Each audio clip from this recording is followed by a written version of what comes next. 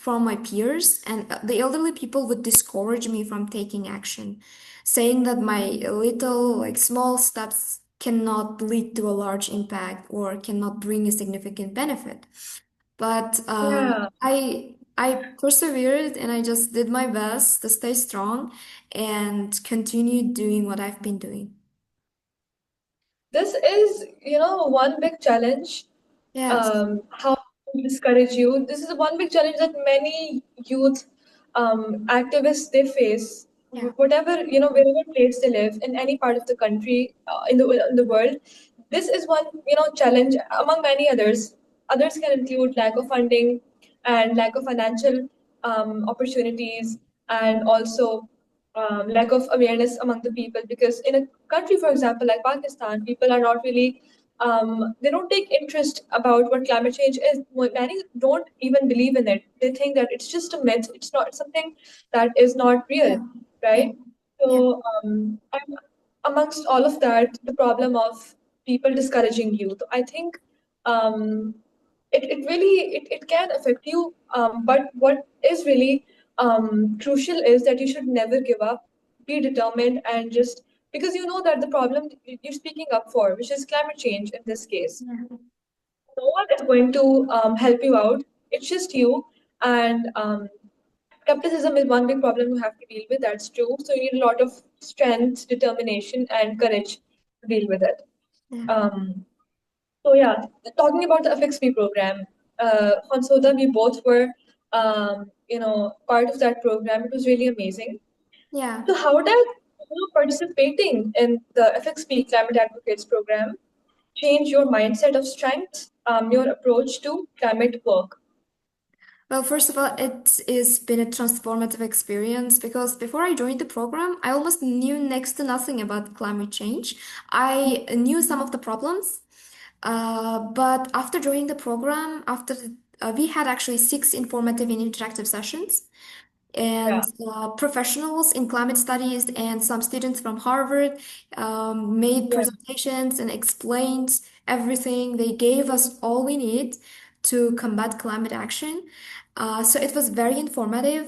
I definitely found myself more informed of what climate change is, what are the possible solutions, and how small actions can actually make a difference.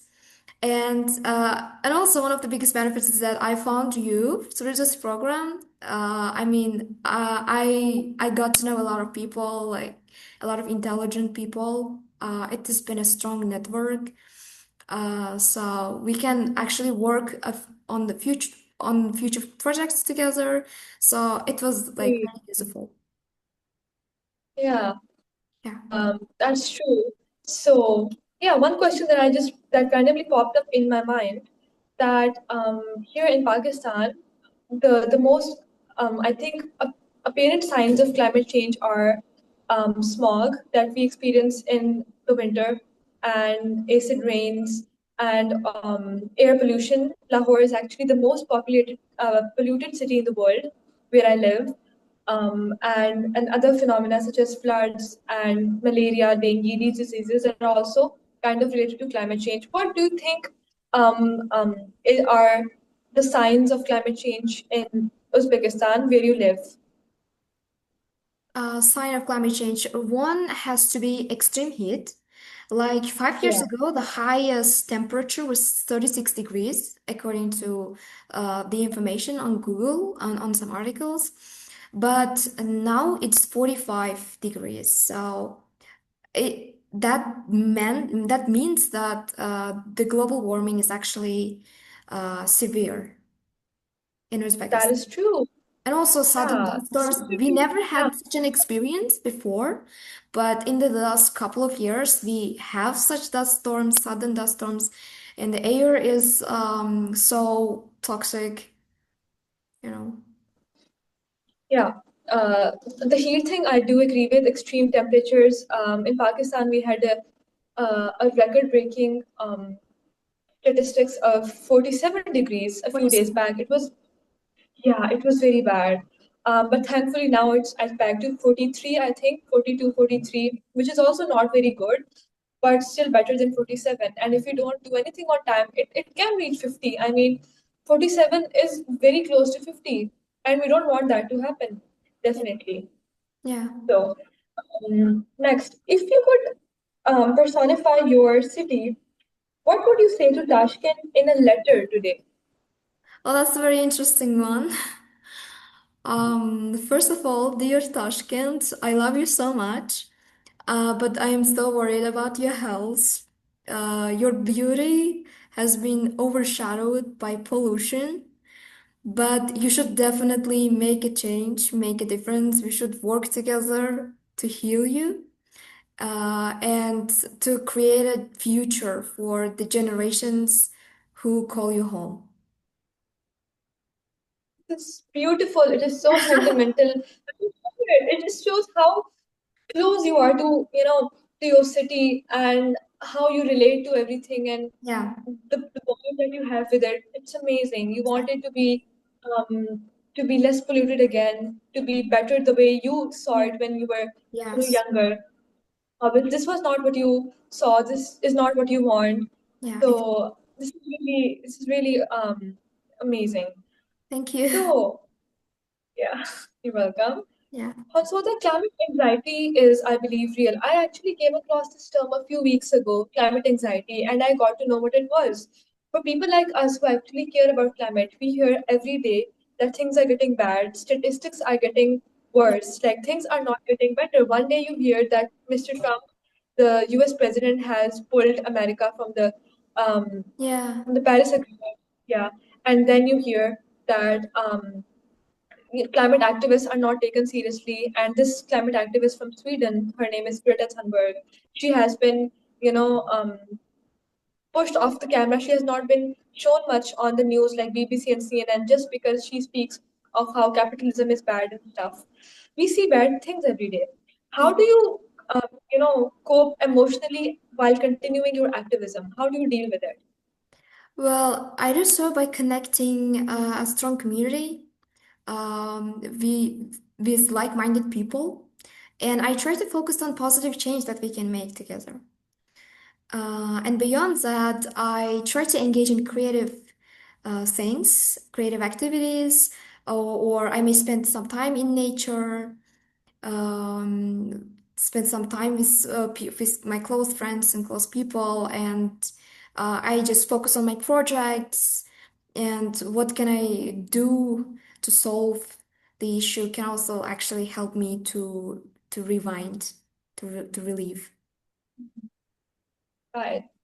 So another question that just popped in my mind, it is that because when there is a point in time when you kind of announce or when you tell your family, your friends that you actually work for climate, Yeah. what do you think was their reaction, your friends' reaction, your parents, your family's reaction, and was it different to what you expected? Yes, it was. Like I thought that they would relate to me, but they just thought that I was not being serious. Like we have a bigger fish to fry on our like we have enough on our plate. Like we don't have time to care about this. We have other things to take care of. Yes, that was the reaction. But I did expect that, you know. I actually expected that because as I've mentioned, they've never been taught about climate. They don't know, and we've never talked about it at home. So yeah, it was. I was not particularly surprised, but yeah, Mm, right. So, next, do you see creative expression like writing, art, photography as a form of resistance or resilience in the climate space? well, my answer would be big yes, because art can convey what Yeah. words can't, and it's relatable to everyone. It resonates with everyone. It can drive action. It can raise awareness in a more simple way. And people get emotional, you know, when they see art. And they will be more likely to take action, to care about climate change, I guess. Yeah, definitely Mhm. yes. art. And what I would say is, along with art, I think storytelling also helps, because on one side, this was what I was discussing with Hillary a few days back in the podcast. So Yeah. what he said was that storytelling feels so important to him, because when you tell someone just straight up facts, like for example, you're telling your grandfather that, hey, grandfather, this month we had this amount of glaciers melting, which caused flooding. Instead of that, if you just tell a story of how there was a land which was once very beautiful, once very safe, and everyone lived there together, but one day, because of sea levels rising, there was a very bad flood, and how families were affected, he would definitely listen to the story more Yeah. with more interest than he Yes. would, the fact.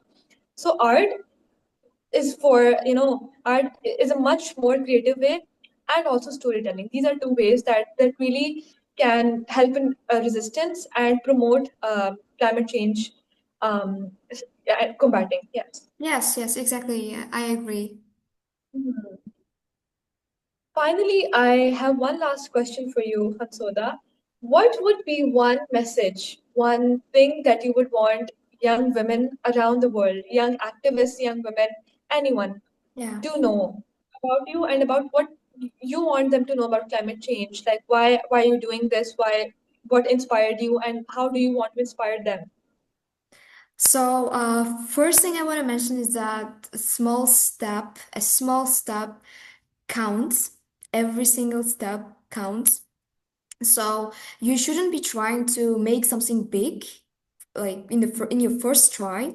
You should actually start educating yourself and sharing the knowledge that you learned with your peers. Engage in local activities focused on environmental activism, climate activism.